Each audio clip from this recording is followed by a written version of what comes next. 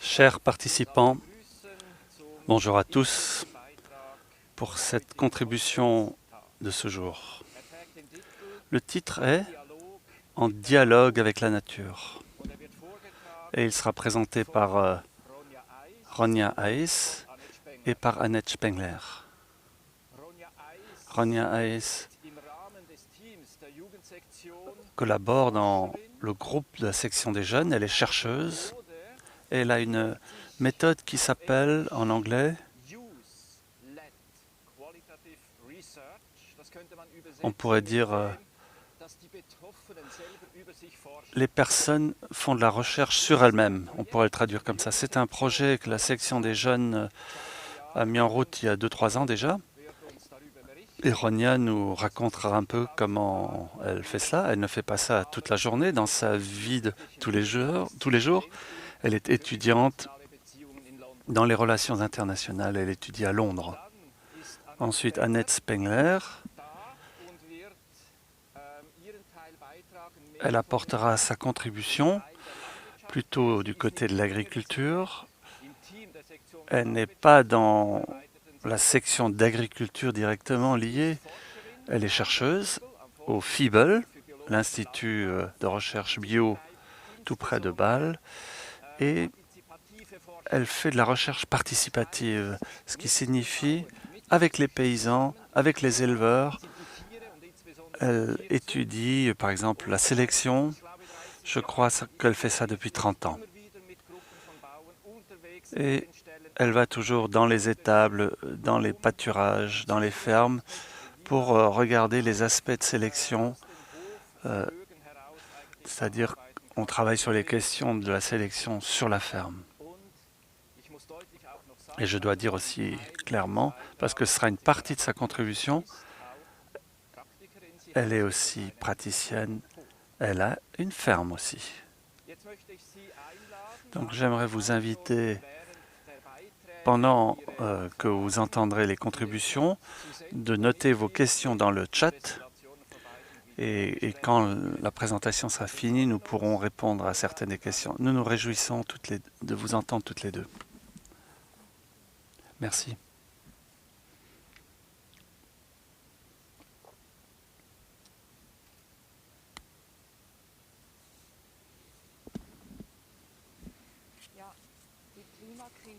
La crise climatique,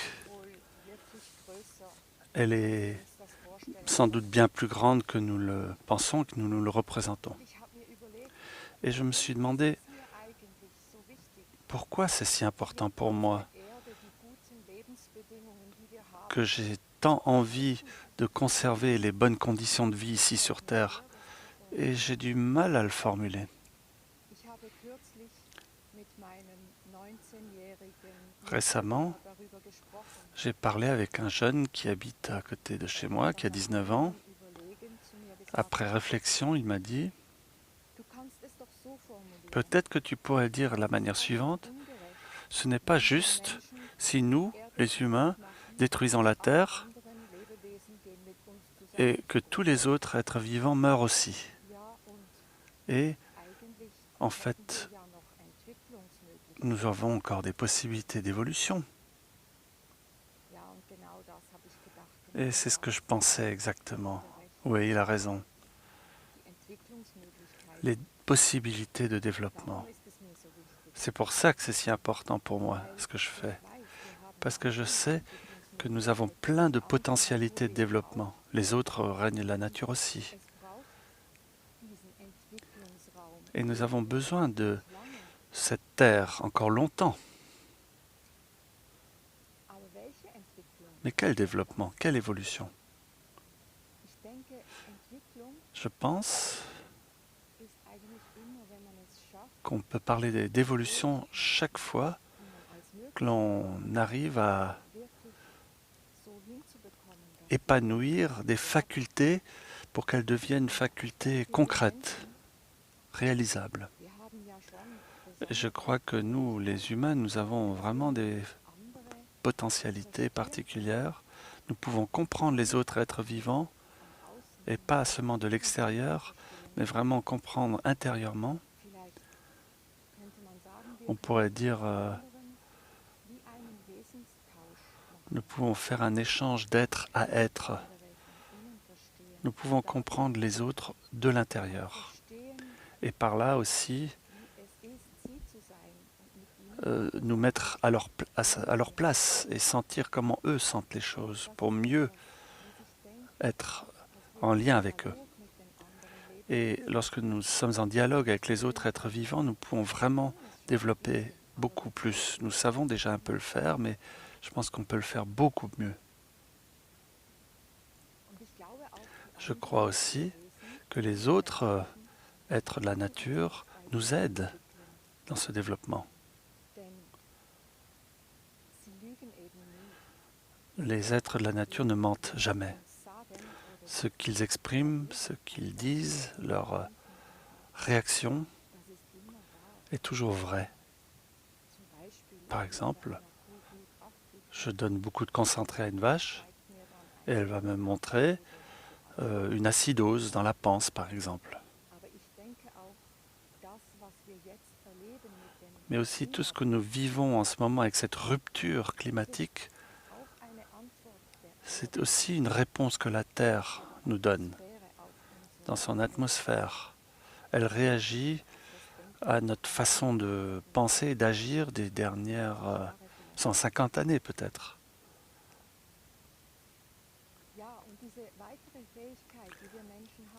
Et nous avons aussi les facultés, nous, humains, que nous pouvons prendre conscience de tout ce que nous provoquons et induisons de par nos pensées et nos actions.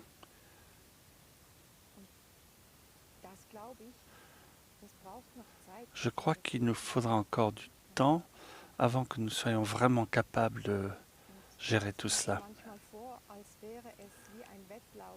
J'ai l'impression parfois que c'est comme une course et je me dis, est-ce que nous arriverons à maintenir assez longtemps les conditions de vie sur Terre pour nous développer plus avant, vraiment, pour qu'un jour, peut-être, nous n'avons plus besoin d'utiliser cette nature et que peut-être que c'est utopique de dire que nous aurons peut-être une évolution spirituelle un jour. Qu'en pensez-vous, Ronia? Je ne sais pas répondre si nous y arriverons. Et bien sûr que nous ne pouvons pas savoir comment les choses vont se développer dans notre étude, mais ce qui est très clair, qu'on peut bien ressentir, c'est que la volonté de se développer est là.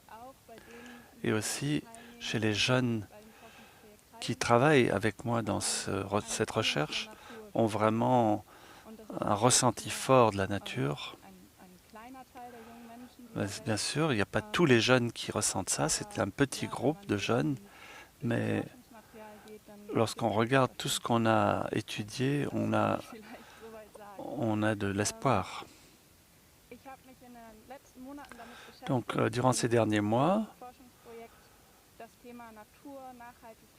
j'ai travaillé la question liée à la nature, protection de la nature, protection du climat. Donc, comment les jeunes s'expriment là-dessus? Nous avons mené plein d'interviews. Ce n'est pas moi qui les ai interviewés parce que je suis venu plus tard dans ce projet. Ce sont d'autres collègues qui l'ont fait. Donc, comment ces jeunes parlent sur la nature? Qu'est-ce qu'il y a comme contenu dans ce qu'ils expriment? Pour ceux qui n'ont jamais entendu parler de ce projet, je vais faire une rapide introduction. Donc, ce projet a démarré il y a 3 ans, on va dire. Donc, il y a des jeunes entre 18 et 35 ans qui ont participé. Vous le voyez. Là, on voit la répartition sur les différents continents. Il y a plus de 30 nationalités qui ont répondu à ça. Voilà la répartition hommes-femmes. Et l'arrière-plan anthroposophique et le niveau d'études.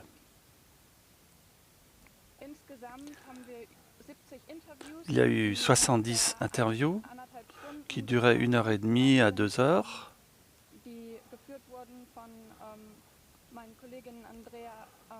C'est Andrea de la Cruz et Johanna Viscriano.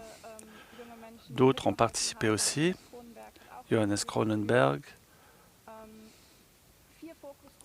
Il y avait 4 groupes d'études, ça a duré 8 mois. Tout ça online, puisqu'on ne pouvait pas se rencontrer physiquement. Donc j'ai analysé un peu tout ça, j'ai regardé tout ce qu'on pouvait tirer de ces interviews. J'ai regardé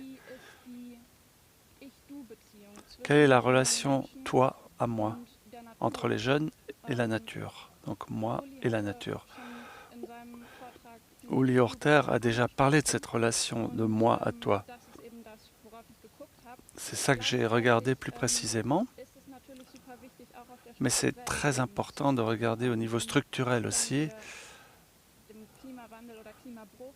Comment pouvons-nous, qu'est-ce que nous pouvons faire vis-à-vis de cette rupture climatique? C'était vraiment le centre de ma recherche. Donc tout d'abord, j'aimerais parler des interviews qui ont démarré en 2017-2018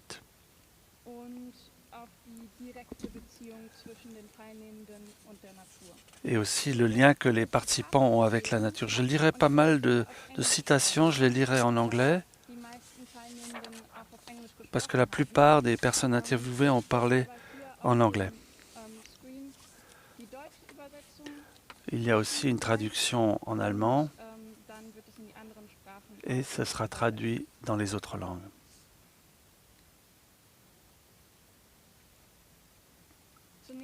Tout d'abord, en 2017, c'était peut-être le plus impressionnant pour moi.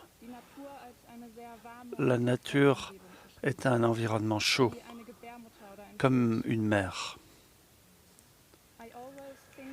Je pense toujours à l'amour de ma mère.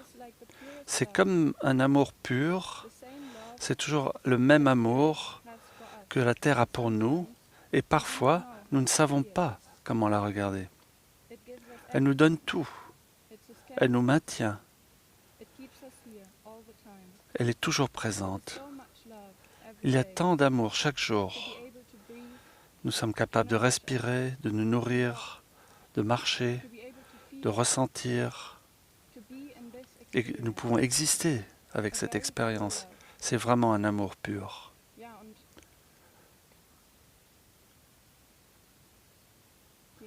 Voilà les textes.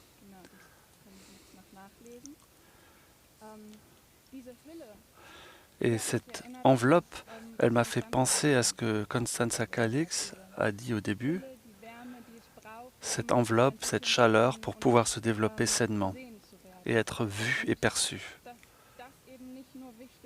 Et ce n'est pas que important entre nous, êtres humains, mais aussi dans notre relation avec la nature.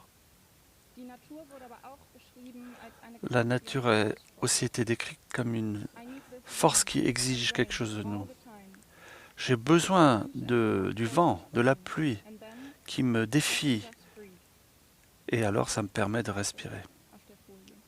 C'est la deuxième contribution. Ensuite, la plus grande expérience pour moi, c'est l'hiver, en Russie. 8 mois d'obscurité, sans soleil, beaucoup de neige, où on voit les aurores boréales.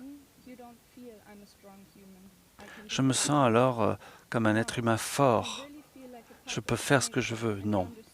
Non, au contraire, on se sent vraiment comme une marionnette de la nature. Et tu sens que tu es tout petit, un morceau. En même temps, la nature a été vue comme un lieu intérieur. Quelqu'un a dit alors, la nature nous aide bien sûr pour nous trouver nous-mêmes, mais c'est vraiment au fond de soi. Je dois retourner à la nature par des chemins spirituels. Nous avons besoin de ça à notre époque, dans notre époque industrielle. Il faut quitter cette période et nous rapprocher de nouveau de la nature. Mais j'ai compris que ce n'était pas mon chemin. C'est une bonne expérience, mais ça ne suffisait pas. Je ne trouvais pas de réponse dans la nature. La nature ne disait rien. Je ne comprenais pas ce que ça signifie être un humain.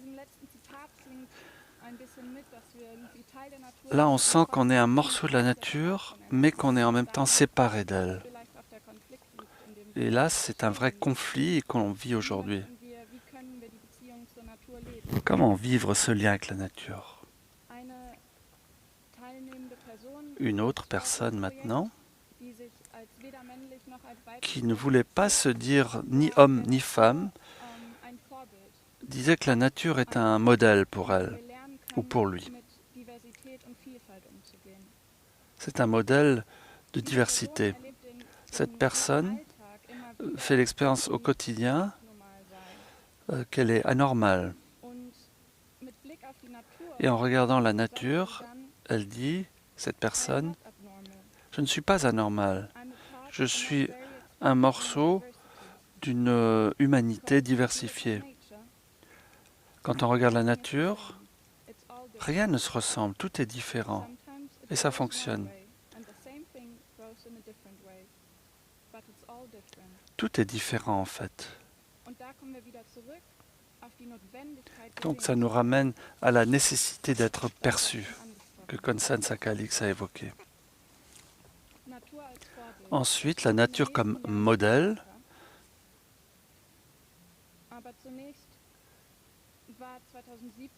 En 2017, le thème c'était surtout son propre développement. Une personne a perçu que nous allons vers une grande crise. Et elle dit, la manière dont nous vivons ne fonctionne plus. Ce n'est pas bon pour le monde, ce n'est pas bon pour nous, pour les espèces, pour les animaux, pour les plantes.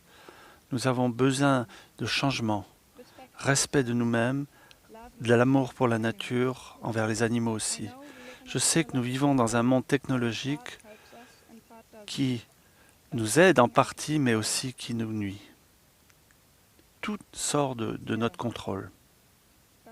Tout nous échappe. C'était en 2017. Plus tard, cette ambiance s'est renforcée dans les 8 derniers mois surtout.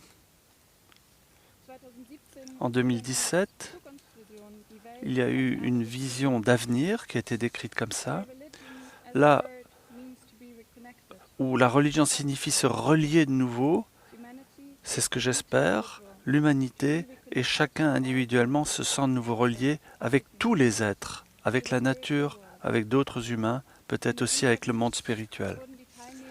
Dans les interviews, les participants étaient invités à...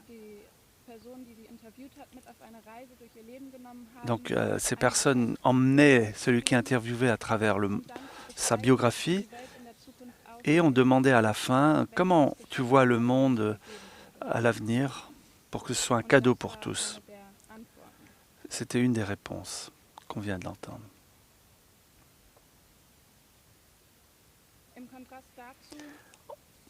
Au contraire, il y a aussi une peur chez certains.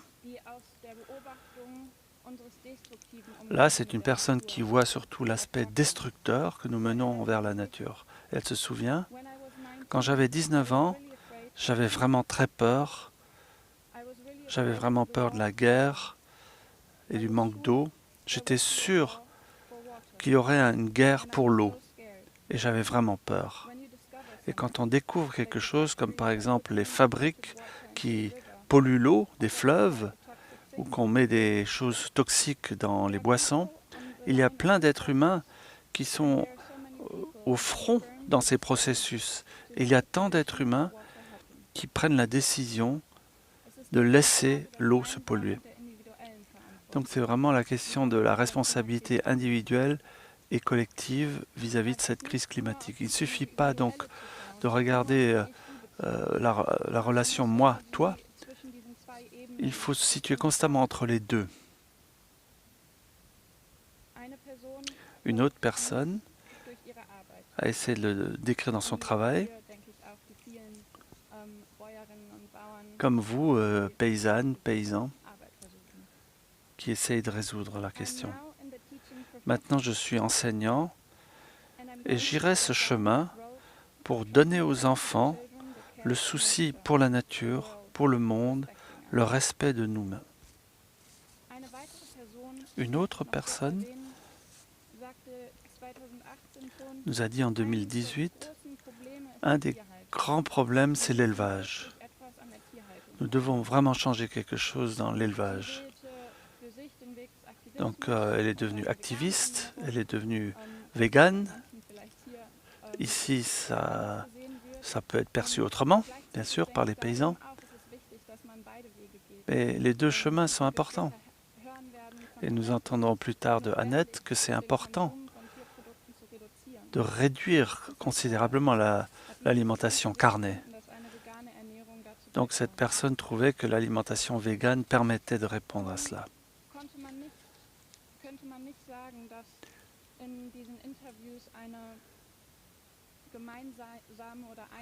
Donc on ne peut pas tirer de ces interviews qu'il y avait un consensus sur tout. Il n'y avait pas une réponse unique, c'était très divers. Les réponses étaient très différentes selon les enfants et les ados et les adultes. Lors du colloque 2019, lorsqu'on s'est réunis, l'ambiance s'est beaucoup transformée. C'est le moment où il y avait Extinction Rébellion, que les jeunes allaient dans les rues, on savait qu'il y avait une vraie crise climatique, c'était partout dans le monde un sujet. Donc pendant le colloque, nous avons moins regardé notre propre développement individuel, mais plutôt nous essayons de regarder le monde de l'extérieur. De quoi a besoin le monde et qu'est-ce que je peux faire pour ce monde? C'était une ambiance très excitée. J'y ai participé et je me souviens bien comment l'ambiance était dans notre groupe. Une jeune fille de 16 ans, venant de Suisse, avait dit, en regardant le monde, elle voit du stress, pas de joie de vivre, destruction chez les êtres humains. C'est ça qu'elle voyait. Ces trois choses. C'est la première citation. Une autre personne a dit, la nature nous attend, que nous nous changions, que nous nous transformions, nous, les êtres humains.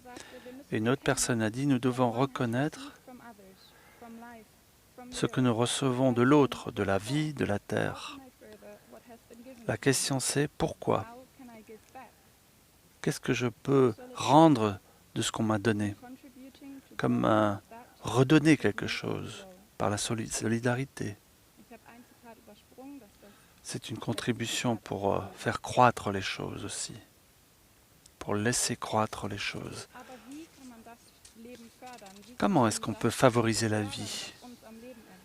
Comment favoriser, stimuler ce qui nous soutient? Donc je pense que vous allez vous réjouir, les agriculteurs, parce qu'une personne a dit « J'ai choisi le chemin de l'agriculture parce que je sens que ce dont nous avons besoin, c'est de créer des espaces qui sont vivants, des espaces qui remplissent la vie, des espaces que nous créons avec du bien. Car c'est triste. Vous savez, nous avons besoin d'un développement spirituel. Mais combien de temps pouvons-nous le faire encore face aux ressources qui diminuent? C'est ce que tu as dit tout à l'heure. Qu'est-ce qui va soutenir mon développement spirituel s'il n'y a plus de vie sur cette planète? Comment est-ce que je peux trouver ma lumière pour générer de la vie, pour remplir ces espaces de vie?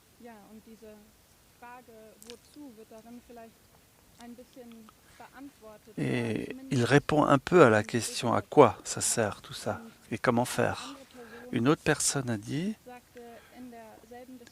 dans la même discussion, la situation actuelle de la planète, la vie est en danger, elle est menacée, elle génère une nécessité de questionner notre vision matérialiste du monde, qui est la racine du problème. Pourquoi maintenir la planète pour les générations à venir? Une vision du monde matérialiste ne peut pas répondre à cette question.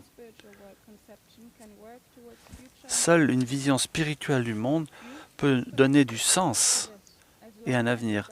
La jeunesse est liée à cela tant qu'elle n'est pas dans le mainstream, qu'elle ne répond pas simplement à ce qu'on attend, à la norme de société.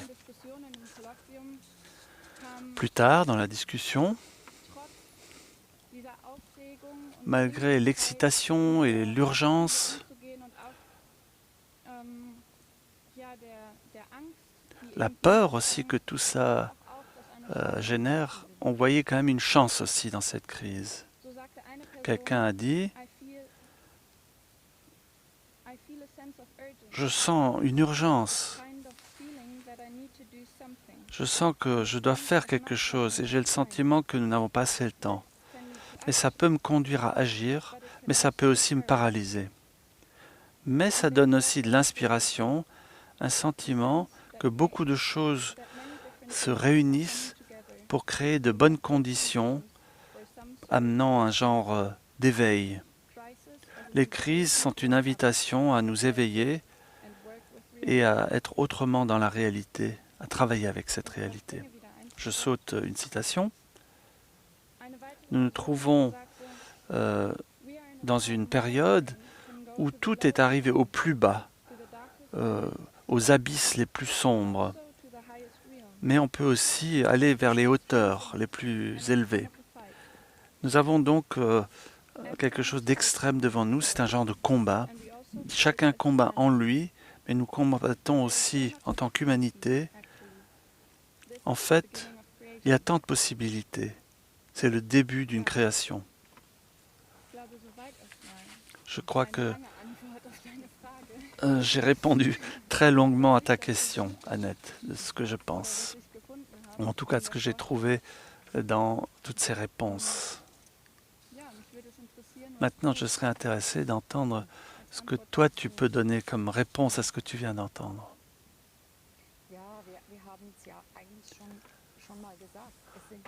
Nous l'avons déjà un peu dit, il y a 3 choses que nous pouvons faire.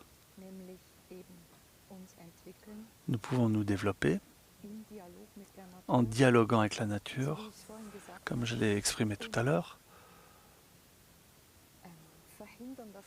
Nous pouvons empêcher que ce réchauffement climatique ne s'emballe encore davantage. Il faut stopper cela. Et troisièmement, essayer de faire tout ce que nous pouvons, du mieux que nous pouvons, mais pas désespérer. Est-ce que tu as aussi des expressions de 2020 ? Est-ce que tu as trouvé quelque chose de 2020 ? Et après, j'irai un peu plus avant dans l'agriculture. Je crois que je commence à nouveau avec une citation. Je crois qu'on sent bien la volonté de se développer. Tous ceux qui participent à ce congrès trouvent que ce thème est très important. Et malgré tout, nous vivons dans une société qui ne reflète pas cela. Donc une personne a dit, c'est une citation un peu plus longue, peut-être que nous devons faire un pas et poser une question.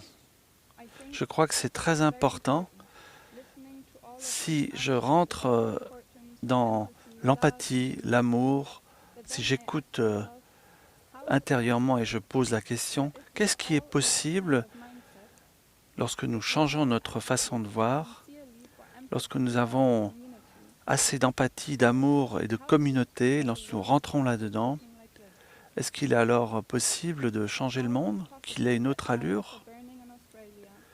Quand on voit les feux en Australie, quand on voit les bois, les forêts qui sont défrichées au Brésil, et que le coronavirus arrive, et maintenant le racisme, comment tout ça est possible encore? Je pense que chacun doit se poser ces questions. Et il n'y a pas d'un côté les bonnes personnes, les pures. On ne peut pas se dire que ça n'a rien à voir avec nous. Ou est-ce que c'est peut-être notre co-responsabilité? Est-ce qu'il est possible que je peux contribuer à tout cela de manière inconsciente? Même quand nous pensons que nous sommes empathiques, sympas, gentils envers d'autres, déjà en faisant ça, Ça modifie déjà un peu le monde. Je n'ai pas de réponse, mais je pense que il faut beaucoup réfléchir en ce moment, mais on ne peut pas trouver immédiatement des solutions. Mais nous devons bien nous demander qu'est-ce qui nous a conduit dans cette situation. Donc ça s'est passé durant les 8 derniers mois, donc pendant la crise du Covid.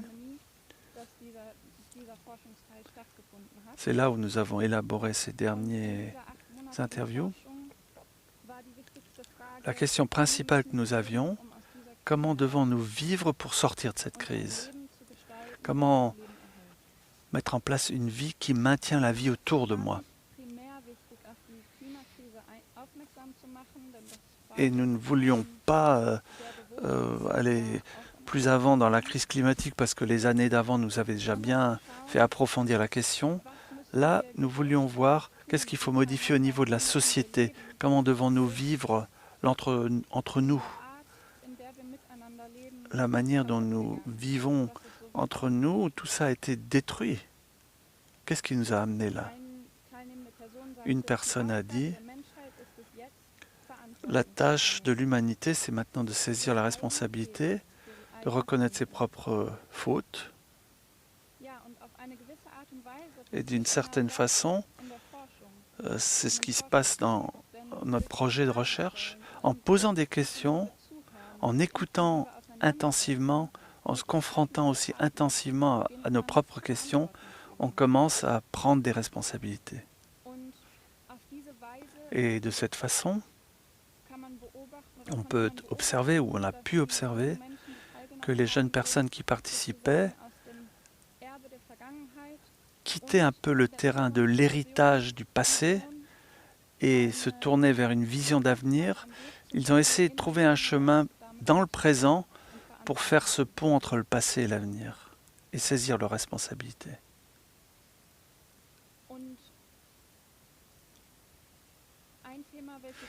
Un autre thème qui a été aussi très présent, c'était la question du changement. Comment pouvons-nous changer la situation actuelle?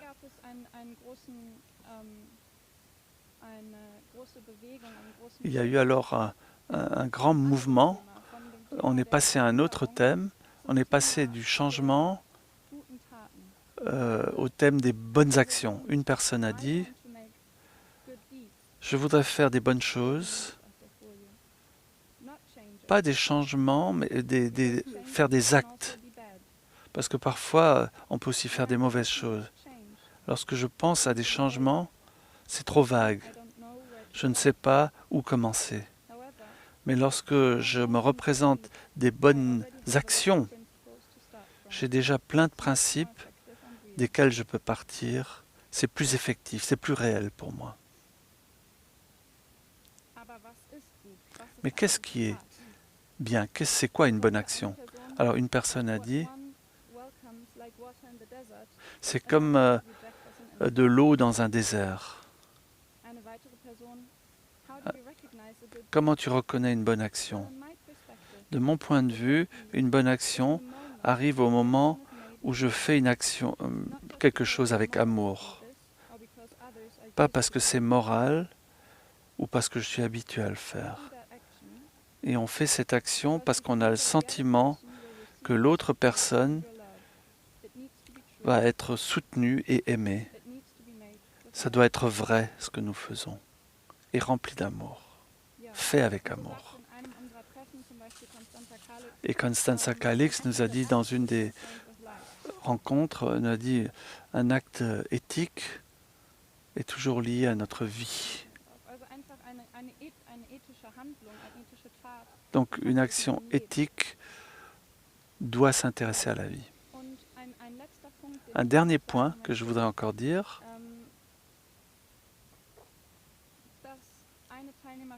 une participante a dit la nature sait ce qu'elle doit faire, mais il faut être présent avec elle, et il ne faut pas trop intervenir. Et ce thème est revenu souvent.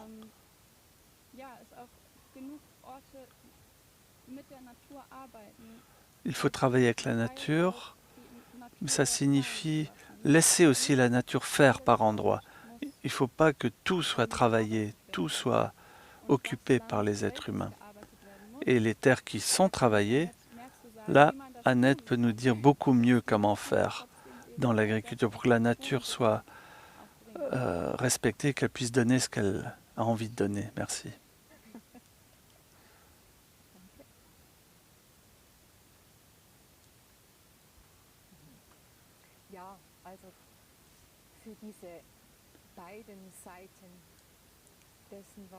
On a vu deux aspects de ce que nous pensons qu'il faudrait faire pour qu'on puisse se développer, que nous protégions le climat.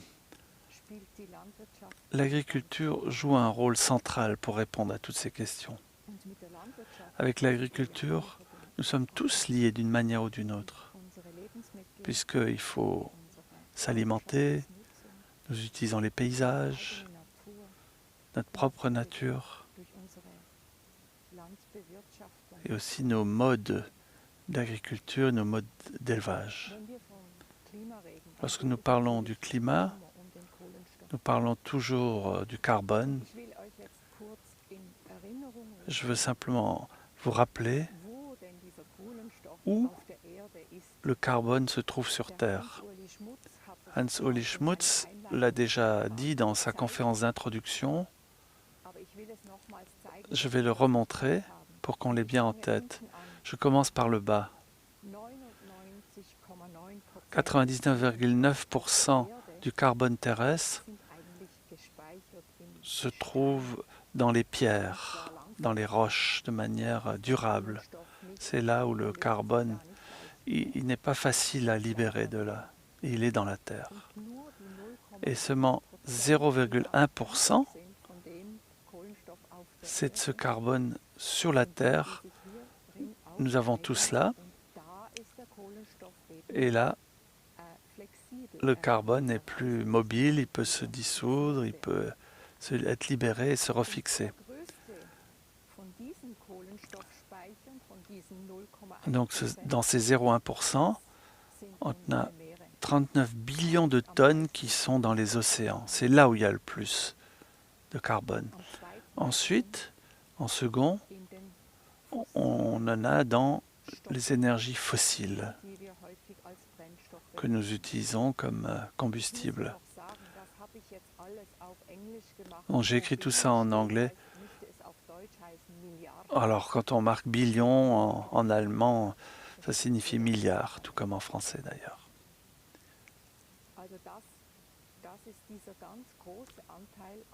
Donc, l'essentiel du carbone est dans la terre ou dans les énergies fossiles. Alors, aujourd'hui, on trouve ça sous forme de charbon, de pétrole, de gaz naturel. Et ces réserves-là,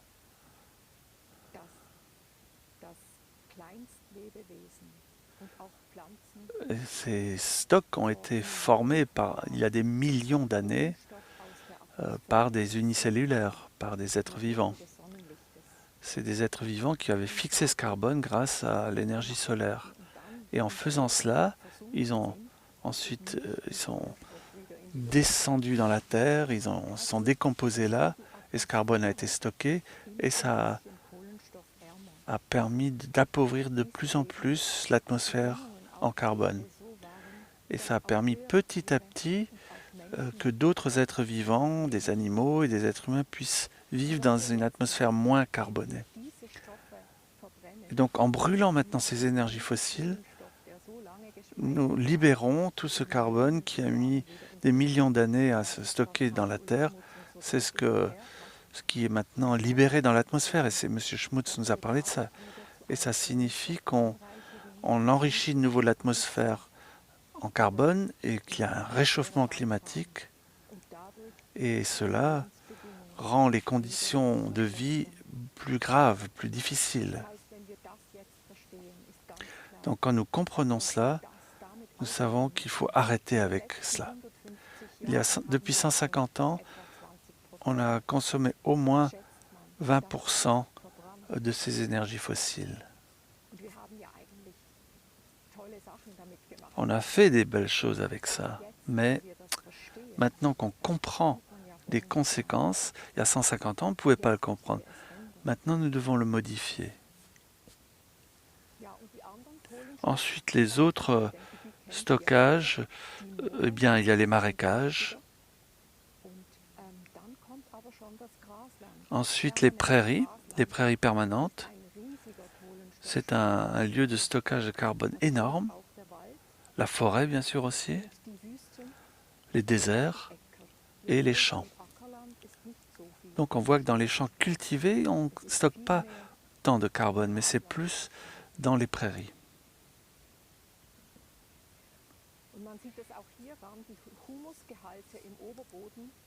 Et on voit que les teneurs en humus, l'humus contient beaucoup de carbone, hein, ça provient d'êtres vivants qui se décomposent, qui sont décomposés. Donc les teneurs en humus ne sont pas si élevées, 1 à 4%, alors que dans la forêt on a 2 à 8%, dans une prairie permanente, 4 à 15%. Et lorsque ces prairies permanentes se trouvent dans des régions où il fait souvent froid, comme chez nous dans les Alpes, tout est lent et alors on a des stockages très importants. On trouve de 12 à 25% d'humus qui contient donc beaucoup de carbone, jusqu'à 58%. On voit donc l'importance des prairies permanentes et je vous montre maintenant la répartition de l'agriculture, la surface agricole utile sur la planète. Et vous voyez que 66%, 2/3, sont des prairies permanentes. On dit donc prairies durables. Mais dans certaines régions, ce n'est pas toujours vert, bien sûr, quand ça sèche l'été. En jaune, ce sont les terres arables, un quart. Nous nous nourrissons à peu près d'un quart de la surface agricole utile. Il y a 8% qui sont aussi des cultures, mais ce sont des surfaces de production d'aliments pour les animaux. Et il y a encore 3% de cultures spécialisées comme la vigne et les fruits. Mais imaginez à quoi ressemblent ces herbages. Ça, c'est en Suisse, dans un alpage, à 2500 mètres d'altitude. Ici, c'est le plateau du Tibet, en Chine. C'est une surface en herbe immense. Elle n'est pas beaucoup utilisée. Ici, on est en Mongolie, surface toujours en herbe. Ici, en Bolivie. Ici, au Sénégal, une de ces surfaces qui n'est pas verte toute l'année. Pourtant, c'est toujours pâturé.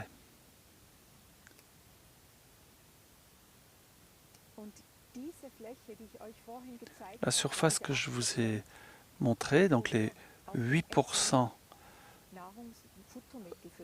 ces 8% sur lesquels nous produisons des aliments pour les animaux, il faut vraiment les remettre en question. Comment pouvons-nous nourrir 9 milliards d'humains et bientôt 10 avec les surfaces dont nous disposons? Et c'est très clair. La réponse est, nous devons utiliser les surfaces agricoles de terres labourables pour les humains. Les animaux, nous en avons besoin pour utiliser les herbages. Et nous avons besoin de cela pour stocker le carbone.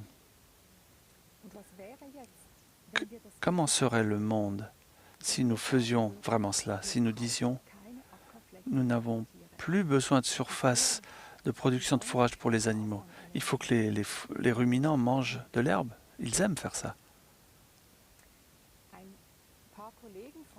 Certains collègues du FIBEL ont étudié ce scénario. Adrian Müller en a déjà parlé un peu. Ils ont rassemblé beaucoup de données des 4 continents, des 5 continents. Ils ont fait des calculs et ils se sont dit qu'est-ce qui se passerait si nous changions notre façon de produire et que nous arrêtions de donner des fourrages, des céréales aux animaux. On ne parle pas d'herbes et de trèfle, on parle de maïs, de blé et d'autres céréales qu'on donne aux animaux. Donc il faut que je vous explique quelque chose parce que c'est important. Tout ce qui est en bleu, c'est comme nous le faisons aujourd'hui, et ce qui est rouge, c'est comment ça pourrait être en 2050 si nous continuons à faire comme nous faisons maintenant, donc avec une humanité en croissance. Et en vert, ce serait le résultat si nous arrêtions de nourrir les animaux domestiques avec des céréales. Ça signifierait pour les animaux sur Terre, nous ne pourrions plus avoir autant de poules, de volailles et de porcs. Parce que ces deux animaux, espèces d'animaux, mangent beaucoup de céréales. Ils sont concurrents. Et ils mangent de l'herbe aussi. Ils pourraient se nourrir des déchets de notre chaîne alimentaire. Mais il y aurait beaucoup moins de poules. Beaucoup moins. Pour les ruminants, les vaches, chèvres, buffles, moutons, il en faudrait un peu plus pour mieux valoriser les surfaces en herbe, pour bien les entretenir. Donc on voit que les lignes vertes sont un peu plus grandes que les lignes bleues chez les ruminants. Ça signifierait quoi pour tout ce qui est facteurs environnementaux? Eh bien, les gaz à effet de serre, par exemple, dans le scénario vert, on aurait moins de gaz à effet de serre, même en ayant plus d'animaux. Mais comme nous utilisons moins de surface agricole, de céréales, et nous transformerions certains champs en prairies, et ces prairies stockeraient plus de carbone. Donc il y aurait moins de gaz à effet de serre, même s'il y a un peu plus d'animaux. Et nous devrions moins détruire des forêts, nous pourrions replanter des forêts.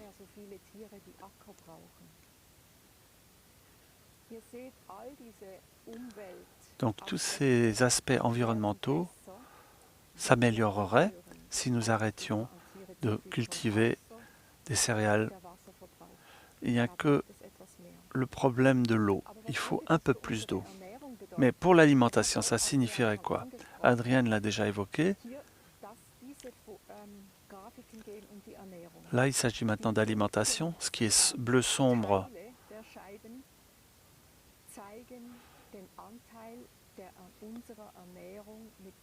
on voit la part d'aliments à partir de végétaux. Ça, c'est la situation actuelle, protéines et énergie. Ce qui est clair, c'est la part animale que nous mangeons. Et vous voyez qu'au niveau protéines animales, c'est 34%. Au niveau mondial, chez nous, c'est même plus élevé en Europe. Donc si nous continuons, ça s'aggravera. On mangera encore plus de produits animaux. Mais si maintenant nous ne donnons plus de fourrage céréales aux animaux, on aura moins de produits animaux, puisqu'il y aura beaucoup moins de poules et de cochons. Ça signifierait que la part de protéines animales serait beaucoup réduite et ramenée à 11%. Donc plus qu'un tiers de ce que nous consommons aujourd'hui. Ce n'est pas simple, j'ai réfléchi. Il faudra que je change aussi ma façon de m'alimenter. Mais quand on voit ce que ça apporte en plus, en positif, c'est vraiment la voie qu'il faut suivre.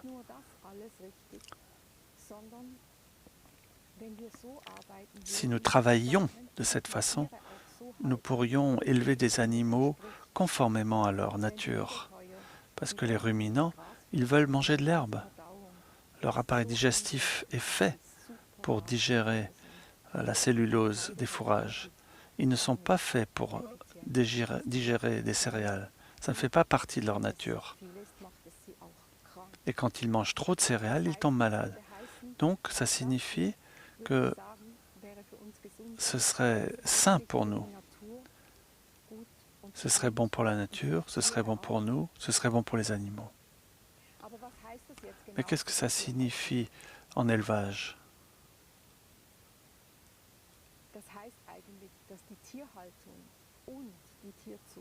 Ça signifie donc que l'élevage, la sélection doit être faite en fonction du terroir, en fonction des besoins des animaux. Les animaux doivent pouvoir vivre du fourrage qui pousse là où ils habitent. Il ne faut pas transporter de fourrage d'un endroit à l'autre. Les animaux doivent manger à l'extérieur quand il y a de l'herbe dehors, et c'est ce qu'ils préfèrent faire. Et en hiver, chez nous en tout cas, eh bien on les ramène à l'étable, ils mangent de l'herbe séchée à l'étable, du foin. Et il faut aussi que nous entretenions les circuits énergétiques. La fumure des animaux doit retourner sur les surfaces. C'est ce qui se fait lors du pâturage, mais il faut aussi remettre ce fumier dans les champs locaux. Il ne faut pas utiliser d'engrais chimiques, on n'a pas besoin de ça. Lorsqu'on utilise le fumier de ces animaux, lorsqu'il est bien transformé, bien composté, alors c'est un engrais de très haute valeur qui n'est pas que nutritif pour le sol, mais qui stabilise le sol, qui le rend vivant, le maintient vivant, ce qui permet alors au sol de retenir beaucoup de carbone, donc capter du carbone qui est dans l'atmosphère en ce moment, et d'autre part, le sol devient plus stable et est moins sujet à des aléas climatiques extrêmes. Par exemple, après des grosses pluies, la terre s'en va. Donc dans les deux directions, une bonne transformation du fumier des animaux permet de stabiliser le sol. Et je peux vous montrer ce que ça signifie si on le fait comme il faut. C'est un graphique de l'essai DOC, où le Feeble a comparé biodynamique conventionnelle. Ça a été fait sur plus de 40 ans. Et vous voyez que la parcelle biodynamique est très longtemps maintenue. La partie de matière organique, parfois ça monte. En tout cas, il ne chute pas constamment. Dans les autres variantes, même en bio, le taux d'humus baisse tendanciellement. Quelle est la différence entre biodynamique et bio?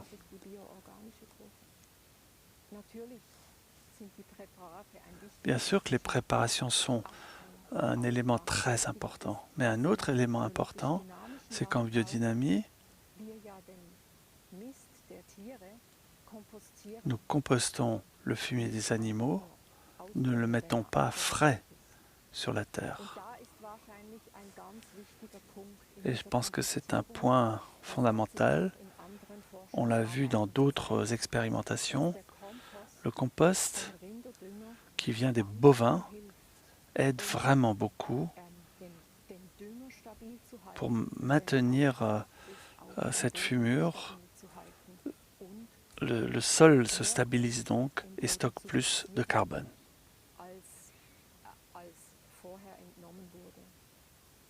Donc il y a plus de carbone dans le sol après le fumier, avoir mis le fumier sur la terre.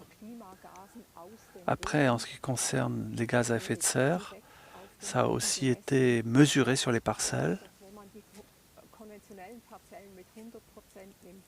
si on prend une mesure 100% de gaz à effet de serre sur un sol conventionnel, en bio 61% et en biodynamie que 44%, si on a une mesure de référence. Donc on perd peu de carbone.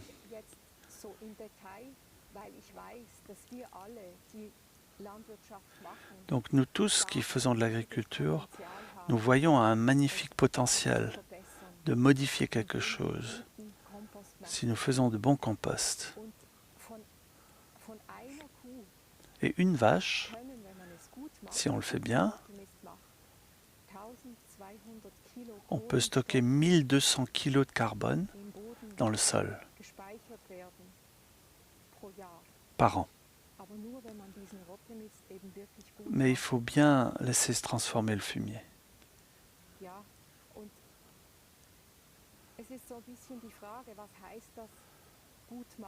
Ça signifie quoi, bien faire? Lorsque j'observe chez moi-même, je sais que jusqu'à il y a 5 ans, je ne faisais pas vraiment attention à mon tas de compost. Pas assez en tout cas. C'est du fumier de mes moutons. Maintenant, je fais beaucoup plus attention et j'ai remarqué que certains détails n'étaient pas bien maîtrisés. Par exemple, lorsque le tas de fumier fume, lorsqu'il y a beaucoup de fumée, alors il y a du carbone et de l'azote qui s'envolent. Et en fait, il faut bien monter mon tas, faire un bon rapport substance sèche, substance humide, pour éviter cette perte. Et lorsque je vois des parties blanches qui ont brûlé à l'intérieur, ça a aussi consommé du carbone. Donc c'est important de mieux soigner l'état de compost pour maintenir le carbone et de l'amener dans le sol. Ce n'est que comme ça que les ruminants deviennent des animaux qui nous aident à maîtriser un peu, à juguler un peu cet emballement climatique. Et on ne dira plus que les vaches sont des pollueuses à cause du méthane. Nous en parlons cet après-midi encore dans le workshop, on en parlera. Comment on peut parler du bovin dans la discussion climatique. Alors autant dans le lien avec les animaux que le lien avec le compost et tous les êtres de la nature qui nous entourent, il y a toujours l'obligation, la nécessité de bien observer pour bien comprendre et ensuite bien agir de manière adaptée à ce que nous venons de comprendre. Et je dirais, c'est cet échange d'être à être.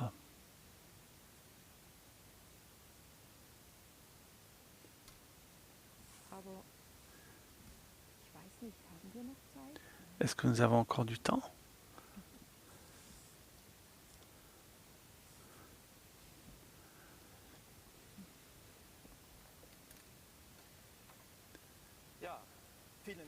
Merci beaucoup. Chères chercheuses, c'était un regard très large. J'ai entendu des choses chez toutes les deux. Je me demandais si c'était la même chose ou pas. J'ai entendu chez toi, Ronia, vous êtes passé de « nous devons nous transformer » en 2017, et puis c'est devenu « nous devons faire quelque chose de bien ». Ça s'est transformé vers des actions justes. Et Annette, elle vient de dire « ce que nous faisons, nous devons mieux le faire », comme le compostage. Donc, ce changement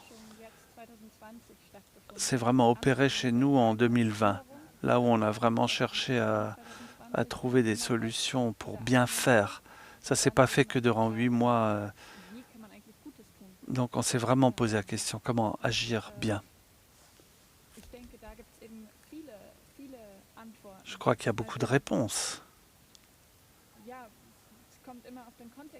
Ça dépend du contexte. Qu'est-ce qui est bon à faire à tel moment? Et quelqu'un avait dit, ce qui est très important pour l'un n'est pas bien pour l'autre. Ça dépend vraiment du contexte dans lequel j'agis. Et qu'est-ce que ça signifie dans un contexte précis de faire quelque chose de bien? Tu as raison. Tout n'est pas égal. Mais je pense que si tu as compris quelque chose et que tu vois que c'est bien au moment où tu le fais, alors il faut le faire.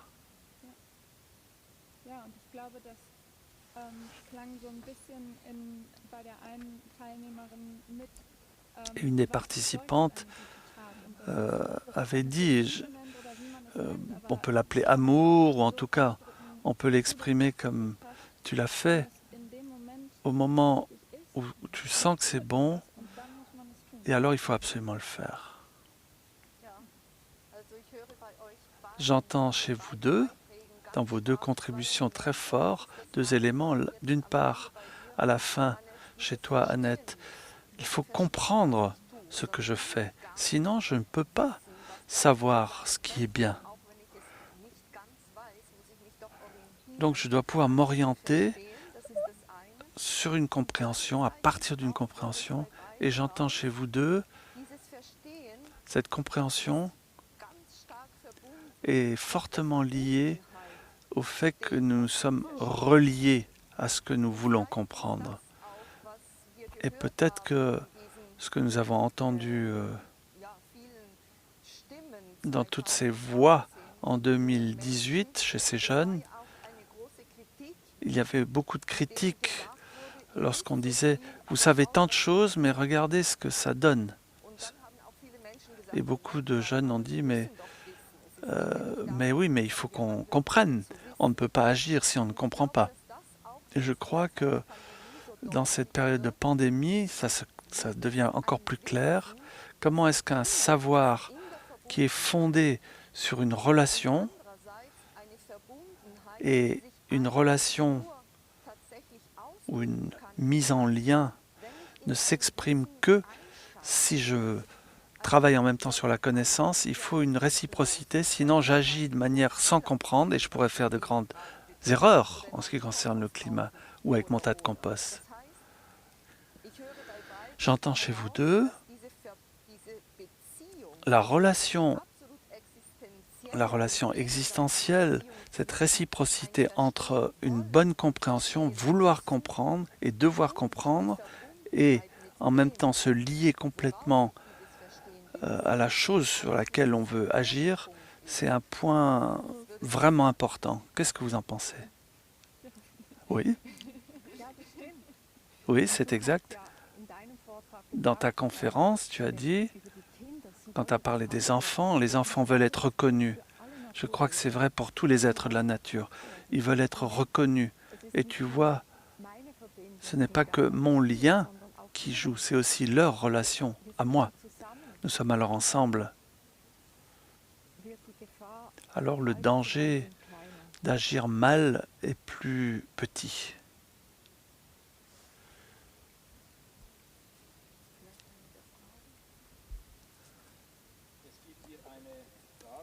Donc il y a eu une question dans le chat. Annette,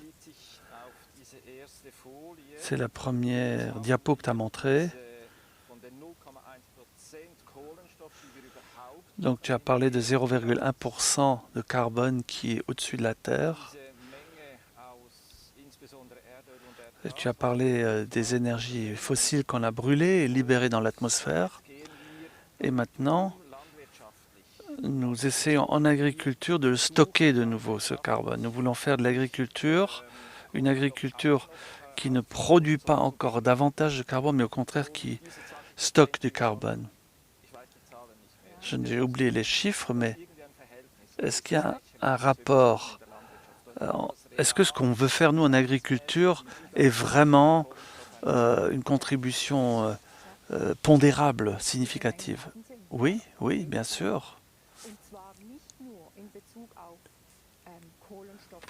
Donc pas simplement stocker du carbone, mais aussi devenir résilient par rapport à des extrêmes climatiques que nous avons de plus en plus. C'est ce que j'ai dit. Il faut stabiliser le sol. Il y a les deux aspects. Ronja, qu'est-ce que tu dirais? Est-ce que le sol se stabilise dans l'âme des jeunes? Qu'est-ce qui vous donne une bonne teneur d'humus dans votre intérieur? Parce que dans les 10 années à venir, ce sera décisif, vous savez. Nous, les plus anciens, on va être poussés, non pas de manière extrême, mais il faut que vous nous poussiez aussi. Donc je vais répondre que en mon nom et pas au nom de tous les jeunes. Je pense qu'il est super important ouvrir un espace de questionnement, d'une part. Donc vraiment ouvrir cet espace et travailler sur toutes les questions qui arrivent, ça c'est un aspect. L'autre aspect, ce que j'ai dit au début, entre ce qui est structurel et individuel, sociétal et individuel, de faire les allers-retours. Beaucoup de jeunes aujourd'hui ont un problème avec le fait que si on a de la chance en tant qu'individu de rencontrer d'autres, pas seulement de sa génération, qu'on rencontre la nature, on rentre dans une relation de moi à toi, mais ils ne se retrouvent pas dans la structure sociétale parce qu'ils trouvent qu'elle est trop vieillotte. Et c'est un point que je partage avec beaucoup de jeunes. C'est tout aussi important, peut-être même plus important, parce qu'on a envie d'être vu. Ce fait d'être perçu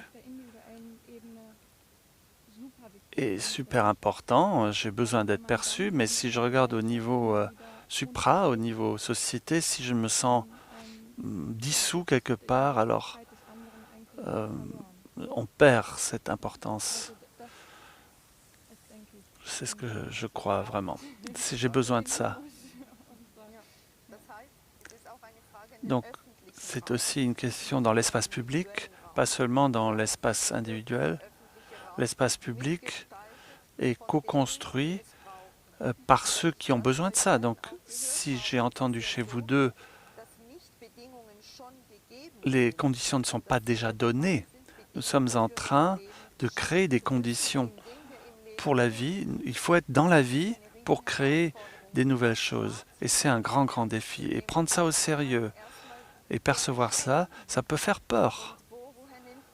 D'où trouvez-vous la force et le courage pour vous lancer là-dedans?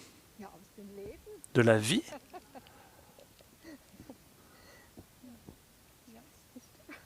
Je ne sais pas.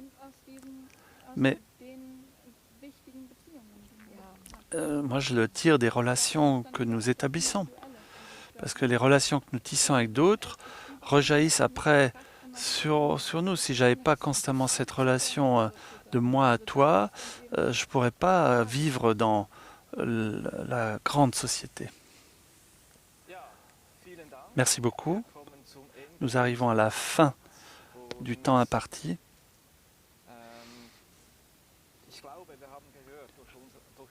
Je crois que nous avons entendu dans vos deux contributions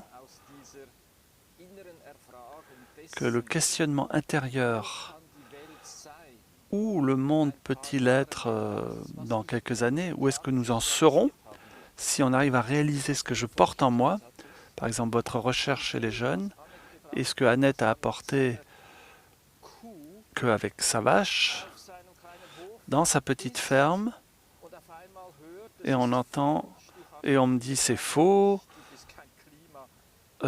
tu n'es pas favorable au climat, au contraire, tu es très mauvais.